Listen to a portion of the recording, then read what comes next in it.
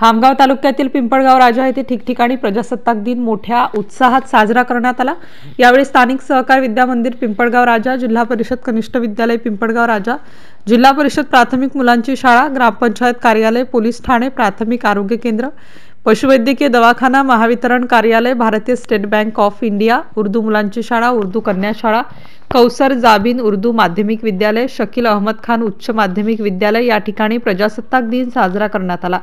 सकाळची पहाट देशभक्तीपर संगीतात न्हावून निघाली। विविध ठिकाणी मान्यवरांच्या हस्ते तिरंगी ध्वजाला सलामी देण्यात आली।